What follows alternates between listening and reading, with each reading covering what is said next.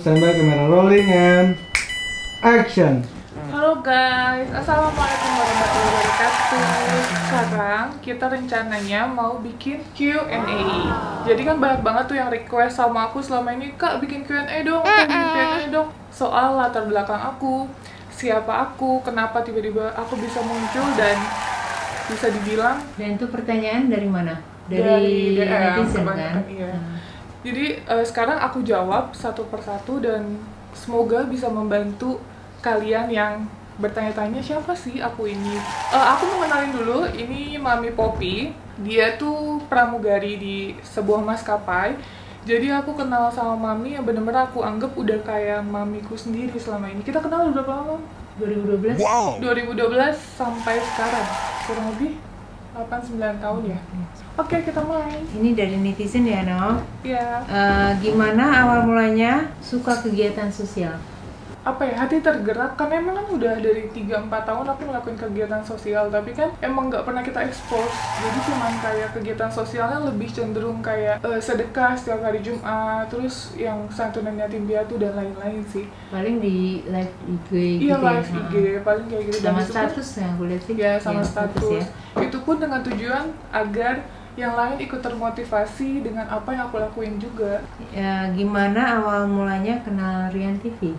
Jadi awal mulanya itu aku nonton Rian TV dan bener-bener itu kan menginspirasi kita untuk lebih peduli sesama kan, termasuk ODGJ. Jadi kayak pas ngelihat itu aku langsung kayak pengen banget datang ke Yayasan Mentari Hati yang ada di Tasikmalaya. Jauh kan itu? Berapa jam?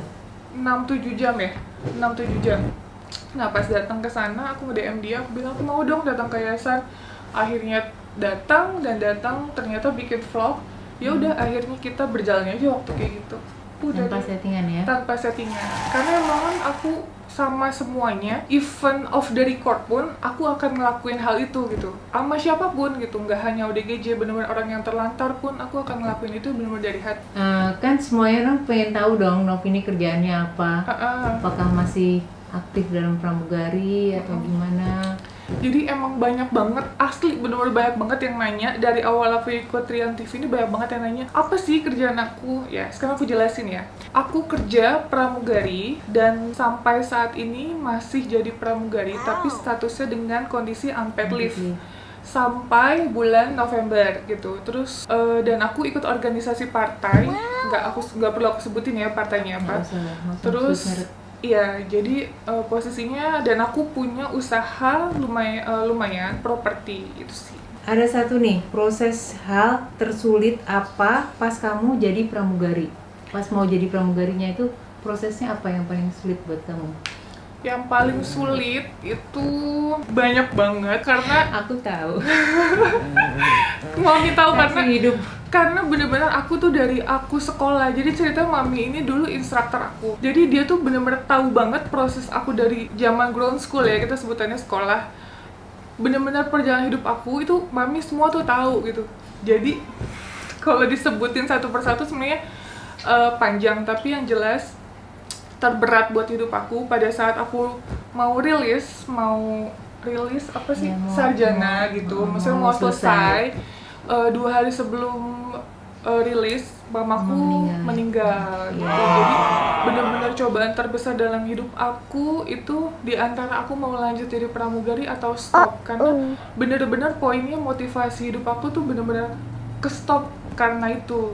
Maksudnya bener-bener gak ada passion lagi untuk ngelakuin hal yang kedepannya nanti harus gimana atau apa, itu bener-bener gak ada support lah, itu poinnya. Tapi ternyata bisa melewati Tapi ya? ternyata melewati itu. Dan setelah itu pun masih panjang sih, karena yang nanya apa namanya, senioritas nggak sih Kak di airlines gitu, itu pasti dimanapun iya. Dan aku merasakan itu sampai aku Dibully. bully itu sekitar 3-4 tahun aku masih merasakan itu. Jadi makanya pada saat aku jadi senior kayak sekarang gitu, aku tidak akan pernah melakukan hal itu. Karena aku, enak ya? yes benar, karena aku tuh tahu banget rasanya untuk di posisi dibully itu rasanya nggak enak. Jadi aku tidak akan melakukan hal itu terhadap orang lain. Ini ada lagi nih yang nanya, cobaan terberat dalam hidup kamu nih apa, Nov? cobaan terberat dalam hidup aku ya ketika mama meninggal. Jadi bener-bener ya. 2012 Kayak mamaku lepas meninggal. nggak ada pegangan gitu ya. Iya, jadi Ya, mamaku ingat itu pada saat itu. meninggal tanggal 21 Juni 2012. Jadi mamaku meninggal itu benar-benar pas 1 tahun. Jadi mamaku pertama kali diagnosa kista, terus sampai meninggal itu pas 1 tahun. Jadi benar-benar dimana nggak ada pegangan hidup yang biasanya apa-apa tuh ke mama, gitu, ya. maksudnya gimana ya, di saat kita butuh support gitu, Iya. kayak apa sih, kayak pegangan Iya. ya. Maksudnya kan dulu waktu aku sebelum jadi pramugari banyak hal yang aku lakuin kayak sedikit kayak aku suka foto, terus ikut iklan, ikut casting itu kan support dari mama banget gitu. Jadi semua hal yang aku lakuin tuh mama gitu. Jadi bener-bener pas mama nggak ada, Merasa kehilangan iya, betul ya. jadi kayak nggak ada kaki aku di sebelah kanan tuh, bener-bener kayak hilang kendali gitu. Karena hidup aku sebagian tuh nafas aku tuh mama gitu. Dan Jadi makanya doain aja yang ya, terbaik. jadi kalau ngomong mama tuh bener-bener segalanya, Ya, nafas, bisa ngerasain aku. ya. Ya. Jadi semuanya ini gitu. Misi hidup kamu apa, Dok? Misi hidup aku yang penting aku bisa bermanfaat buat orang, bisa ngebantu orang, terus bisa berguna buat orang lain. Itu udah hidup aku udah bahagia dengan cara aku ngelakuin itu. Ya udah.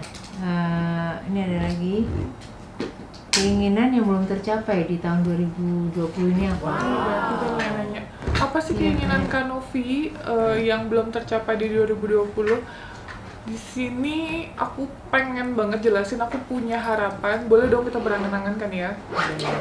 Aku pengen banget punya namanya disebut rumah singgah. Rumah singgah itu di mana orang-orang terlantar itu bisa aku tampung, aku bantu, aku urus semua kebutuhannya, semua keperluannya dia gitu di rumah singgah itu. Bahkan bukan cuma orang terlantar aja gitu, bahkan siapapun yang butuh makanan gitu itu bisa ke tempat rumah singgah itu.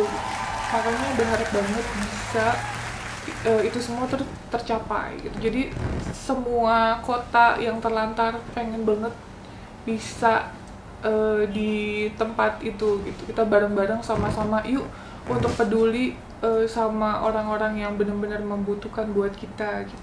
Berarti semacam kayak yayasan gitu ya?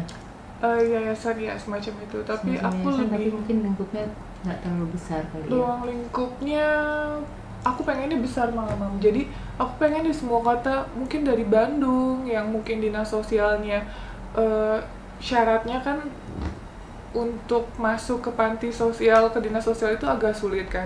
Jadi aku pengen dari semua kota, mungkin yang sulit-sulit dinas sosialnya, aku pengen yuk sama-sama ngebantu gitu. Mau semua kota, mau dimanapun yang benar-benar terlantar, ayo aku pengen di tempat itu.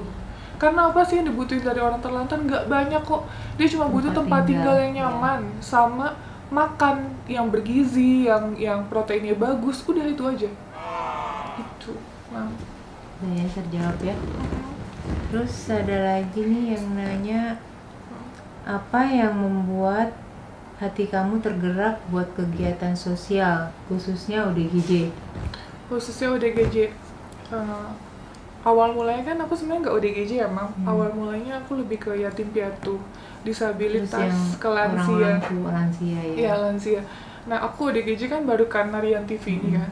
Nah, aku emang berpikir banget, aku lebih peduli lagi sama ODGJ karena kalian bayangin deh, ODGJ orang dengan gangguan jiwa itu kan pikirannya kan hilang gitu, tidak punya akal pikiran lagi.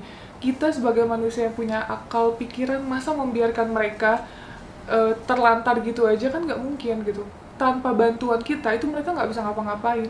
Bahkan kenapa mereka jarang mandi ya, karena mereka tidak punya akal pikiran untuk mandi, tahu makan kayak gitu. Kalau kita nggak bantu, kita nggak memberi, bahkan mereka aja tidak bisa ingat kapan mereka makan terakhir gitu, apa mereka sudah makan. Itu tuh harus benar-benar kita yang dari hati, yang kita benar-benar niat untuk membantu mereka gitu, khususnya ODGJ itu sih. Tapi aku lihat di video-video kamu kadang-kadang suka nggak pakai sarung tangan, nggak pakai ini gitu loh. Maksudnya kenapa nggak protek diri kamu juga gitu loh? Iya sih, banyak kan? banget juga yang suka Iya DM kan? kayak gitu. Banyak Kenapa gitu sih kan? gitu? Tapi aku mikirnya kan yang namanya kita ketemu di jalan, emang kita selalu prepare kan? Kita nggak selalu prepare. Ya maksudnya untuk kedepannya. Kedepannya, iya. Selalu equipment itu harus ada di dalam mobil. Iya, Jadi waktu ketemu. Tapi maksudnya posisinya kan kadang aku lagi di mall, keluar mall yang kita misalnya mau cari taksi atau apa gitu, maksudnya yang kita di luar tiba-tiba ngelihat, kan nggak mungkin di tas kita selalu ada, apalagi aku selalu pakai tas yang kecil. Untuk persiapan lengkap itu cuma ada di mobil aku doang gitu. Jadi kalau kita bisa ngebantu pada saat itu, ya kenapa enggak? Lebih cepat lebih baik gitu loh, daripada kita kayak nelantarin nanti dulu terus karena kita takut atau apa. Udahlah, poinnya kita niat bantu baik, udah insya Allah bismillah aja. Kalau aku sih poinnya itu sih gitu. Ya mudah-mudahan semua dapat berkah ya Nov ya. Iya, aku minta tolong banget buat kalian para anak muda. Kalau aku cuma ngelakuin di sini sendiri, bahkan orang-orang kayak Rian atau Bang Irfan gitu. Ayo, maksudnya kita kan di sini mengedukasi. Yuk kita sama-sama bareng-bareng untuk lebih peduli sama sesama. Kalau bukan kita tuh siapa lagi? Kalian harus bisa sadar itu dari Banyak hati yang kalian punya sendiri. uang, banyak orang punya uang tapi belum tentu yang punya rasa peduli. Rasa seperti peduli kamu. gitu. Jadi kalau aku misalnya disuruh milih jadi orang kaya, tidak peduli apa jadi orang miskin, aku lebih peduli. Aku lebih miskin, aku lebih pilih mendingan jadi orang miskin tapi lebih peduli sama sesama. Jadi hatinya itu jadi apa sih, lebih peka sama sesama, lebih sadar diri kayak gitu-gitu. Tapi lebih baik jadi orang kaya dan peduli gitu loh. Iya. Ya kan? Jadi kita punya sesuatu untuk bisa dibantu untuk bantuan ke mereka. Iya benar. Kayaknya ada satu lagi nih Nov. Ya. Apa arti seorang ibu buat sosok kamu? Sosok Novianti, seorang Novianti. Berat banget. Kalau bahas ibu, pokoknya aku selalu sedih banget. Karena beneran deh, aku mau cerita sama siapapun, sama Bang Rian, sama Mami, sama orang-orang terdekat aku, Mbak Dia, itu tuh kalau cerita soal ibu tuh aduh pasti sedih banget. Karena udah berapa tahun ya? 9 tahun mamaku nggak ada. Itu tuh tetep banget kayak ngerasa kehilangan. Jadi berarti banget belahan jiwaku, sebagian nafas aku, kaki kanan aku, semuanya hidup aku itu nggak akan berarti tanpa mamaku. Karena aku jadi manusia saat ini punya hati yang mungkin orang selalu bilang baik dan lebih peduli. Itu semua mamaku yang ngajarin gitu. Jadi orang tuaku sukses banget ngebikin aku jadi manusia yang lebih peduli sama sesama. Karena mereka yang ngebuat aku apa ya? Mereka tuh bener-bener yang sama orang yang terlantar, apalagi orang yang membutuhkan. Mereka tuh mengajarkan aku untuk ayo kita peduli sama orang gitu, apalagi yang membutuhkan. Kalau bukan kita tuh siapa lagi? Itu mamaku yang selalu ngajarin itu. Jadi bener-bener kayak kondisi sekarang, apalagi kan itu tuh banyak banget yang ngomong, oh pasti orang tuanya bangga banget. Iya, banyak banget yang ngomong kayak gitu. Jadi aku tuh pasti bangga. Iya. Jadi aku selalu kayak ngomong dalam hati aku tuh kayak, semoga mama apa yang aku lakuin ini mamaku tuh bisa tahu, bisa ngeliat kayak gitu. Pokoknya kalau bisa dibilang mama tuh apa? Mama tuh segalanya hidup aku tuh buat mamaku. Apapun itu, bahkan kalau aku bilang kadang kalau misalnya aku mau berbuat kebaikan gitu, misalnya mau memberi sesuatu, memberi apa gitu sama orang lain, aku niatin buat mamaku. Jadi bener-bener aku sebelum memberi itu aku bilang selalu dalam hati aku, ini semua tuh buat mama. Makanya ya terbaik, mama terbaik, segalanya, semuanya deh, mamaku. Itu makanya waktu mamaku sakit, kan mamaku itu kan, kamu juga lagi nggak bisa nengokin juga kan? Iya, aku waktu itu lagi di asrama tuh poinnya. Terus mamaku tuh sakit, terus nggak boleh pulang. Waktu itu kan posisinya lagi di asrama, training ya. lagi training. Terus berharap banget bisa ketemu kan, ternyata nggak bisa ketemu. Jadi pas aku datang ke rumah sakit itu mama kondisi udah ICU, udah koma. Jadi hal terberat aku belum mengucapkan kata maaf yang jelas, belum mengucapkan kata thank you for everything gitu. Maksudnya kayak semua yang mama kasih selama ini aku nggak bisa balas apa-apa kecuali dengan doa gitu. Terus ya pokoknya doa itu udah cukup, iya. udah lebih dari cukup. Ya, yang dibutuhkan mama sekarang hanya doa dari anak yang soleh. Tapi aku pernah loh ngomong gini, waktu mamaku sakit kan, mamaku tuh udah langsung stadium 3 ya mam, karena cancer kan, kanker rahim.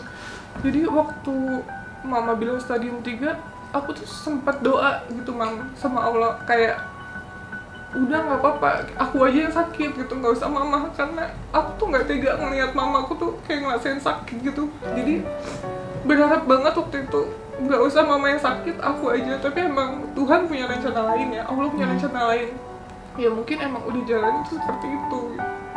Tapi yang jelas aku mau ucapin banget sama orang tua aku, thank you banget, terima kasih banget udah ngedidik aku jadi anak yang sekarang, dia menjadi Novi yang sekarang. Terus karena mereka aku jadi manusia yang lebih peduli sih, karena kalau bukan mereka yang mengajarkan aku hal baik, mungkin nggak tahu seperti apa sekarang ya, bukan seperti sekarang ya. Karena emang bener banget posisi orang tua untuk mendidik anak itu sangat penting dari kecil gitu. Jadi ketika besar kepedulian, kepekaan terhadap sesama itu sangat penting. Makanya semoga suatu saat aku punya anak bisa mendidik mereka gitu dengan kondisi yang mama dan papaku ajarkan gitu deh.